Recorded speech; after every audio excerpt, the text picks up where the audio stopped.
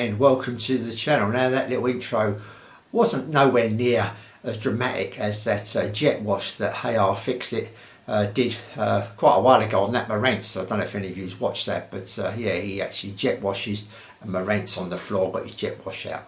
Didn't have a jet wash and I wasn't going to wash it anyway, but I thought what I'd do is get the old leaf blower out and get some dust out of this JVC JA22. So going to show you that video very quickly again, and also do some pictures of me taking this apart and showing you the stuff and how I cleaned it, because this particular amplifier it's got vents at the top and a lot of dust gets in, and when I first got it, just turning that volume control, it made an automatic crackling, very noisy crackling, to the extent that I thought I was going to blow the speakers. Just a slight turn, it was really popping really loud, the loudest that I've come across, to be honest with you.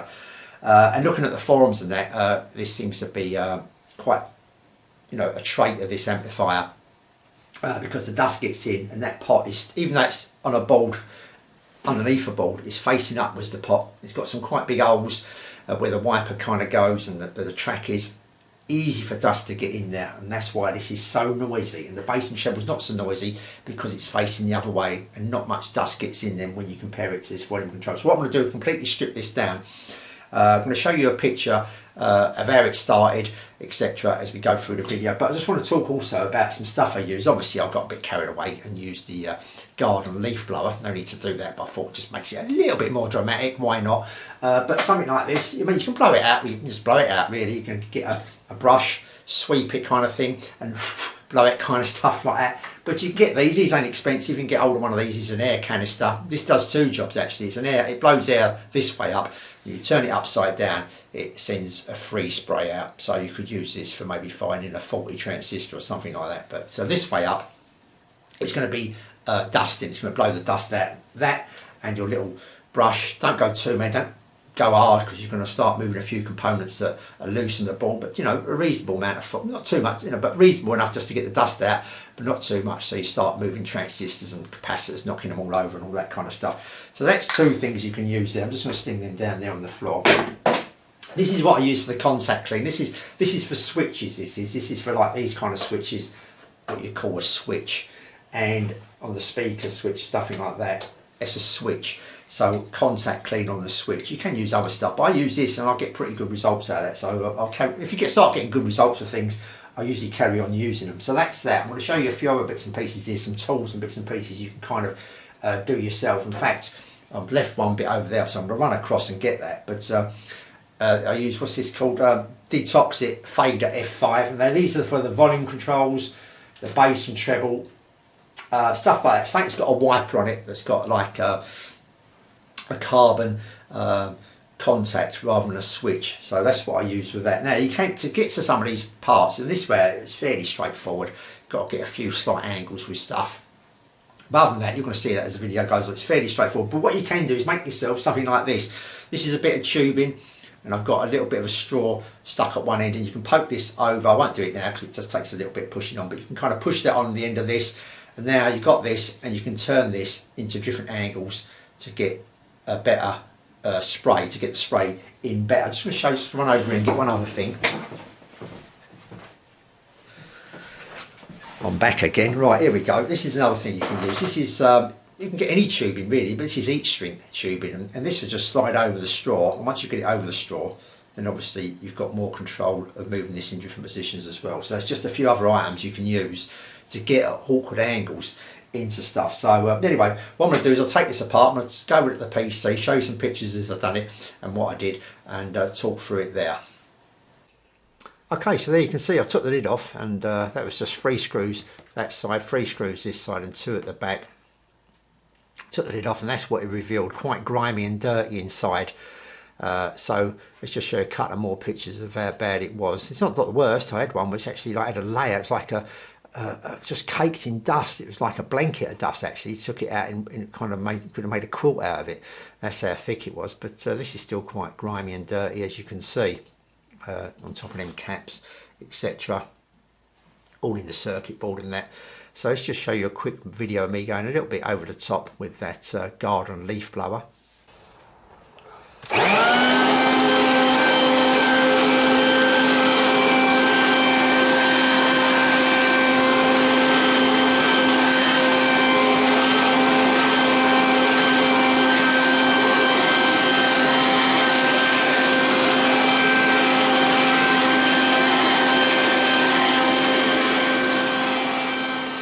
So after that leaf blower, and in between now that video, I just got the brush out. I've done one blowing with a leaf blower, a little bit of a brush just to loosen up any more of the dust, and another leaf blower on top. And that got it all out, but you can use them cans of spray. You could probably blow it out as well. Best to take it outside in the garden or something like that, because so much dust is going to be indoors, even with an hoover and a brush, one of them little portable hoover things, a Dyson or whatever. It's still going to be a load of dust flying about. Probably better off taking it outdoors, especially when the weather's nice these days. It's ideal. So as you can see, it's looking a lot cleaner now. Wouldn't say it looked brand new, but it looks a lot cleaner, as you can see there. So now we want to do is start cleaning these controls, especially this volume control, which is very noisy. So we're going to clean that. So I actually turned it upside down here for some reason. I don't know why, but we've got to get to the bottom anyway. So to get the front panel off, let's just go back one here. We want to remove this complete front panel so we can get to all these controls. So to do that, it's just these screws here on this particular amplifier. You've got to suss it out yourself. Sometimes you've got screws on the side. Anything that's holding this plate, this front plate on, you want to undo. So we've got 1, 2, 3, 4, 5 screws here. So undo those, and as you can see, once I've undone them, the front plate has just moved probably 1/4 of an inch, something like that, forward. So there it is, upside down still. So now I want to remove these knobs here. As you can see, I've jumped a picture. I want to move all these. These just pull off. Sometimes you've got a screw in one of these, a little grommet screw or something like that in the bigger controls. Maybe you may even get it in these on a deer amplifier or something like that. But just watch out. Don't start tugging and pulling. If it's suddenly hard to get off, there must be a reason probably. So look out for any little grommet screws. But once you removed all them like so, you're going to be left with something like that. Now I actually turned it up the right way now, because we've still got some other screws to undo.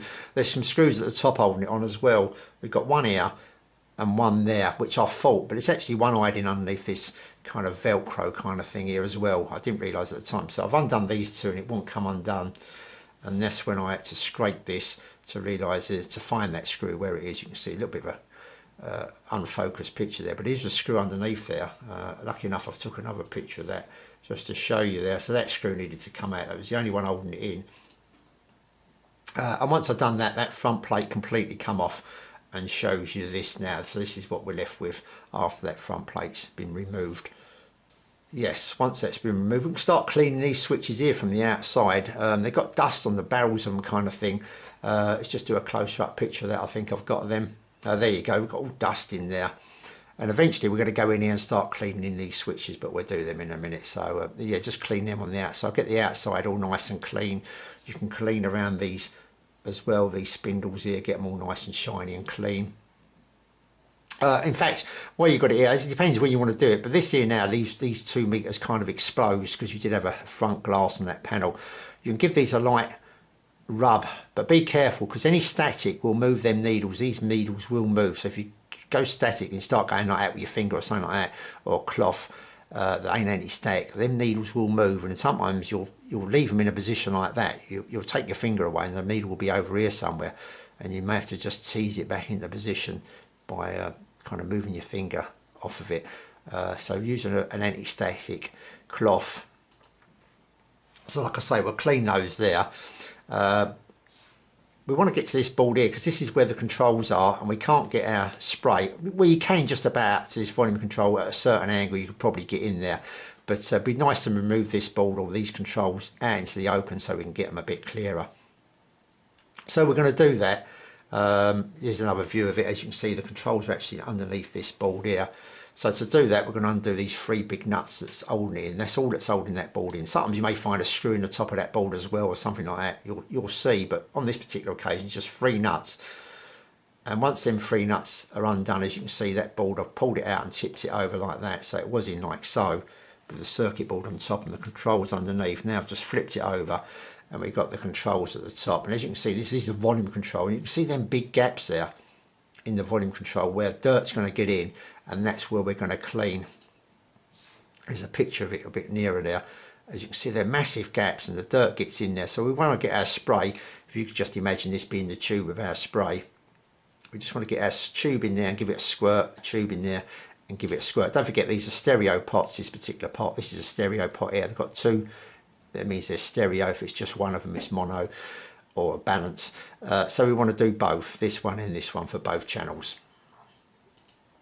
and these are another angle from the other side of the board. As you can see, these are upside down in there now, so we want to get over an angle. So if we just go back, don't want to go ahead of ourselves too much. That one's nice and easy to get to. These are the other way round, and we still got that board in between the gap and the control.